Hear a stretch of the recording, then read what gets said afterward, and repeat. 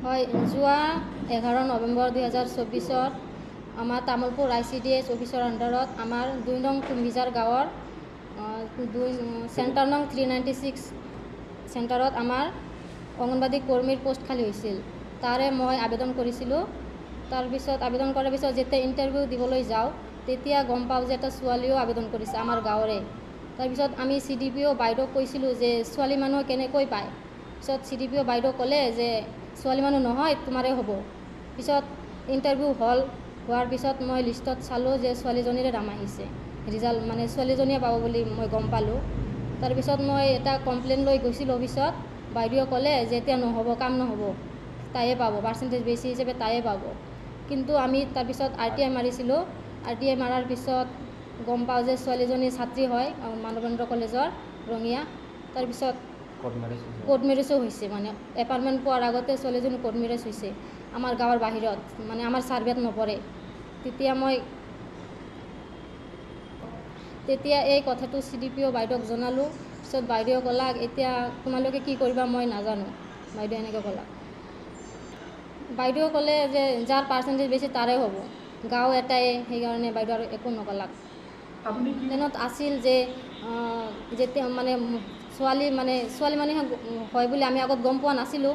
পিছত আমি বাইদেউক ক'লোঁ, বাইদেৱে ক'লে এতিয়া আৰু সেইটো নিয়ম নাই, এতিয়া মানে ছোৱালী মানুহো পায়। পিছত আমি গাইডলাইনত চালোঁ যে নিয়মীয়া ছাত্ৰী হ'লে তেওঁ চাকৰি নাপায়। পিছত সেইটো আমি RTI কৰি গম পালোঁ যে তেওঁ ছাত্ৰীয়ে হয়। এতিয়া মোক এইটোৱে লাগে যে মাননীয় মুখ্যমন্ত্ৰী ডাঙৰীয়াই কৈছিল যে মেধা আৰু স্বচ্ছ নিকা অভিযানত মানে নিযুক্তি পত্ৰ দিয়া হ'ব। এতিয়া তেওঁৰ যিটো ছোৱালীজনী এপ্লাই কৰিছে তাৰ কাগজত মানে সেইটো মই বিসংগতি পাইছোঁ আৰু সি এতিয়া ষ্টুডেণ্টে হয়, কেনেকৈ পালে সি চাকৰি, মোৰ এইটোৱে লাগে। মোৰ হাতত RTI ৰিপোৰ্ট আছে, আমি RTI মাৰিছিলোঁ তাৰ নামত। তেতিয়া জানো যে তেওঁ নিয়মীয়া ছাত্ৰী হয় আৰু প্লাছ তেওঁৰ কোৰ্ট মেৰেজ হৈছে বেলেগ গাঁৱত, মানে বেলেগ চেণ্টাৰত পৰে, আমাৰ চেণ্টাৰত নপৰে। চাৰ্টিফিকেটো আছে, কোৰ্ট মেৰেজ চাৰ্টিফিকেট আছে। আৰু তেওঁ 6th ছেম এক্সাম দিছে 2024-তে, তেওঁ ছাত্ৰী হয় এতিয়ালৈকে। এতিয়া আমি গম পাওঁ যে তেওঁ কলেজৰ পৰা লিখি আনিছে যে মই এতিয়া নপঢ়োঁ, মই এতিয়া ছাত্ৰী মানে নহয়, এইটো মানে নপঢ়োঁ মই আৰু এইটো লিখি দিছে। এতিয়া কথা হৈছে যে মোৰে পাব লাগে, কাৰণ মোৰ ল'ৰাজন সেইটো চেণ্টাৰত যায়, মোৰ ল'ৰাজনৰ নাম আছে সেইটো চেণ্টাৰত। মই আগৰ পৰাই তাতে মানে অলপ সহায় কৰিছিলোঁ, আগত যিজন কৰ্মী আছিল তেওঁৰ লগত মই সহায়ো কৰি দিছিলোঁ যে মোৰে হ'ব বুলি। সেইকাৰণে মই আশা কৰিছিলোঁ। এতিয়া মোৰ সন্দেহ হৈছে যে কিবা অনিয়ম হৈছে বুলি অফিচ ফালৰ পৰা, কাৰণ আগতে মোক কৈছিল যে ছোৱালী মানুহৰ নহয়, তোমাৰে হ'ব। এতিয়া মই ছিংগল কেণ্ডিডেট আছিলোঁ, পিছত ইণ্টাৰভিউত গম পালোঁ যে সিও মানে এপ্লাই কৰিছে। এইটো কেনেকৈ হ'ল, সেইটোৱে মোৰ লাগে। আৰু চাৰ্টিফিকেট যি আমাৰ বাহিৰৰ এলেকাত দিয়া হৈছে, এইটো কলেজৰ পৰা দিছে যে তেওঁ ছাত্ৰী হয়। আৰু আমাৰ যিজন মানে আমাৰ গাঁৱৰ গাঁওবুঢ়াজনেও লিখি দিছে যে মানে তেওঁ বৰ্তমান দেউতাকৰ ঘৰত আছে আৰু ভৱিষ্যতত থাকিব। সেইটো মানে গাঁওবুঢ়াই কেনেকৈ লিখিছে সেইটো কথা, সেইটো মোক লাগে। গাঁওবুঢ়াই কি গেৰাণ্টি দিব পাৰিব নেকি যে দেউতাকৰ ঘৰতে থাকিব বিয়া হোৱাৰ পিছতো? এইখন কোৰ্ট মেৰেজ চাৰ্টিফিকেট আৰু এইখন তেওঁৰ HC কাৰ্ড, আৰু এইখন কলেজৰ পৰা দিছে যে তেওঁ ছাত্ৰী হয়। 2024 তেওঁ 6th ছেমিষ্টাৰ এক্সাম দিছে। আৰু এইটো গাঁওবুঢ়াই লিখি দিছে আমাৰ গাঁৱৰ যে তেওঁ বৰ্তমান দেউতাকৰ ঘৰত আছে আৰু ভৱিষ্যতত থাকিব। গাঁওবুঢ়াই কিবা জানে নেকি তেওঁ দেউতাকৰ ঘৰত থাকিব? আৰু যিজন আমাৰ VCTC চেয়াৰমেনজনেও লিখি দিছে যে তেওঁ দেউতাকৰ ঘৰতে থাকিব। একে কথা লিখি দিছে, কেনেকৈ লিখি দিছে এইটো মোক লাগে। মোৰ নাম শ্ৰী দীপা মণ্ডল, আৰু যিজনী ছোৱালীয়ে নিযুক্তি পাইছে তাৰ নাম শ্ৰী ৰীণা মণ্ডল। সেইটোৱে মানে সেই কেনেকৈ পালাক সেইটোৱে লাগে।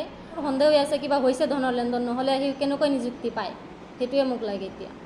এতিয়া মোৰ সুবিচাৰ লাগে যে তদন্ত কৰি এতিয়া উলিয়াব লাগে যে কেনেকৈ পালাক নিযুক্তি পত্ৰটো। তেওঁ 11 নৱেম্বৰত 2024 চনত তামোলপুৰ ICDSত মোৰ মিছেছত নিযুক্তি এপ্লাই কৰিছিল।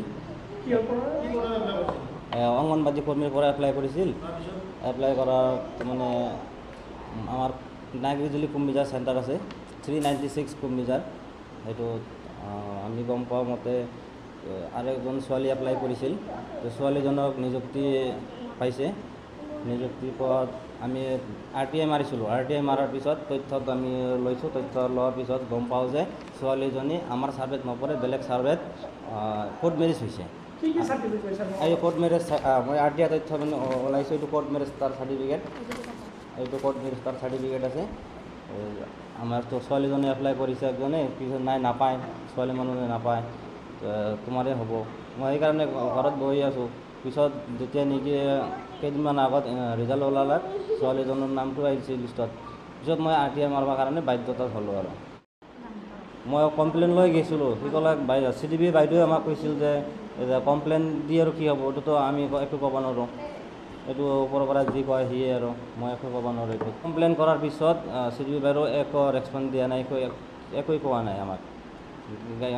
মানে এনেকৈ মানে ক'লে যে মই এইটো একোৱেই ক'ব নোৱাৰোঁ, মানে গুৰুত্বই দিয়া নাই আমাক, এনেকৈ হ'ল। পিছত আমি ঘৰত যাব লগা হ'ল। মন্ত্ৰীয়ে কৈছে যে স্বচ্ছভাৱে নিযুক্তি দিব বুলি কৈছে। তেনেহ'লে এইটোতো স্বচ্ছভাৱেতো হোৱা নাই, এইটোত কিয় এনেকৈ হ'ব?